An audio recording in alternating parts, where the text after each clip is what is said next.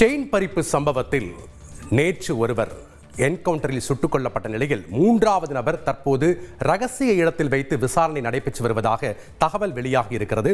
கூடுதல் விவரங்களை வழங்க இணைகிறார் செய்தியாளர் சாலமன். வணக்கம் சாலமன். என்கவுண்டர் நடந்ததில் என்னென்ன முக்கியமான விஷயங்கள், என்னென்ன பரபரப்பு தகவல்கள் வெளியாகி இருக்கு, காவல்துறை தரப்பில் சொல்லக்கூடிய விஷயங்கள் என்ன?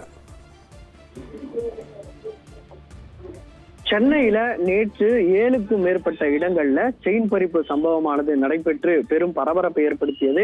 இந்த சம்பவம் தொடர்பாக 2 வடமாநில கொள்ளையர்களை விமான நிலையத்துல வைத்து கைது செய்தனர். குறிப்பாக ஜாஃபர் மற்றும் சூரஜ் ஆகிய இருவரை போலீசார் கைது செய்த நிலையில இவர்களிடம் நடத்தப்பட்ட விசாரணையில இவர்கள் ஈரானிய கொள்ளையர்கள் என்பதும், இவர்கள் 2011ஆம் ஆண்டு முதல் இதே போல தொடர்ச்சியாக முதியவர்களை மட்டுமே குறிவைத்து இது போன்ற செயின் பறிப்புல ஈடுபடுவது போலீசாரின் விசாரணையில தெரிய வந்தது.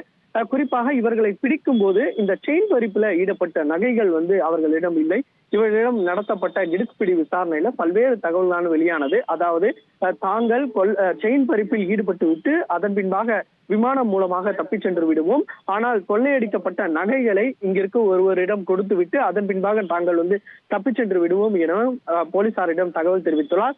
அதன் பேர்ல போலீசார் தீவிரமாக விசாரணை மேற்கொண்ட நிலையில அவரிடம் போலீசாரின் விசாரணையில கொடுக்கப்பட்ட தகவல்கள் என்னவென்றால், ஒரு கிரீன் கலர் டிஷர்ட் மற்றும் பேண்ட் அணிந்த நபர்கள் இது மூலமாக சென்ட்ரல் ரயில் நிலையத்திலிருந்து பினாக்கினி எக்ஸ்பிரஸ் ரயில்ல விரைவதாக ஆந்திராவை நோக்கி விரைவதாக ஒரு தகவலானு கொடுத்தனர். செல்போன் எண்ணை வைத்து ரயில்வே பாதுகாப்பு படை போலீசாருக்கு அளித்த தகவலின் பேர்ல அவர் நெல்லூர் அருகே சுற்றி வளைத்து கைது செய்யப்பட்டார். முதலாவதாக தேடும் போது அவர் பிடிபடாத நிலையில அந்த சிசிடிவி காட்சிகளை அடிப்படையாக வைத்து, சென்ட்ரல் ரயில் நிலையத்தில் கிடைத்த சிசிடிவி காட்சிகளை அடிப்படையாக வைத்து அந்த 3வது நபரை கைது செய்து அவரிடமிருந்து சில நகைகளை மீட்கப்பட்டது.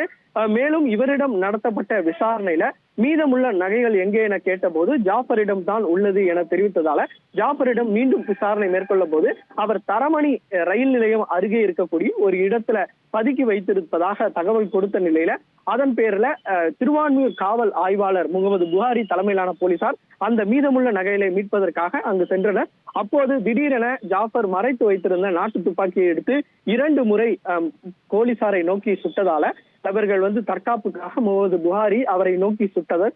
இதுல சம்பவ இடத்திலேயே ஜாஃபர் என்பவர் உயிரிழந்தார். உயிரிழந்த நபரின் உடலானது தற்போது பிரேத பரிசோதனைக்காக ராயப்பேட்டை அரசு மருத்துவமனையில வைக்கப்பட்டுள்ளது. இது தொடர்பாக இந்த என்கவுண்டர் தொடர்பாக ஒரு வழக்கு பதிவானது தரமணி காவல் நிலையத்தில் பதிவு செய்யப்பட்டுள்ளது. ஆயுதங்கள் மூலமாக தாக்குதல் உள்ளிட்ட பிரிவின் கீழே வழக்கு பதிவு செய்து இந்த விசாரணையானது மேற்கொள்ளப்பட்டு வருகிறது. இவர்களிடம் இருந்து அந்த செயின் பறிப்புல ஈடுபட்ட மொத்த 28 சவரன் நகைகளையும் போலீசார் மீட்டுள்ளனர்.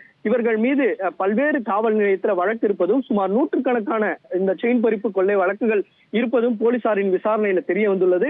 2017ஆம் ஆண்டுக்கு பிறகு இவர்கள் சென்னையில கெடுபிடியின் காரணமாக வராத நிலையில மீண்டும் இது போன்று கைவரிசை காட்டிவிட்டு தப்பிச் சென்ற நிலையில தற்போது போலீசாரிடம் சிக்கி ஒருவர் என்கவுண்டர் செய்யப்பட்ட சம்பவம் சென்னையில நிகழ்ந்துள்ளது. நன்றி சாலமன், உங்களுடைய விவரங்களுக்கு. செய்திகளை உடனுக்குடன் தெரிந்து கொள்ள உடனே சப்ஸ்கிரைப் பண்ணுங்க.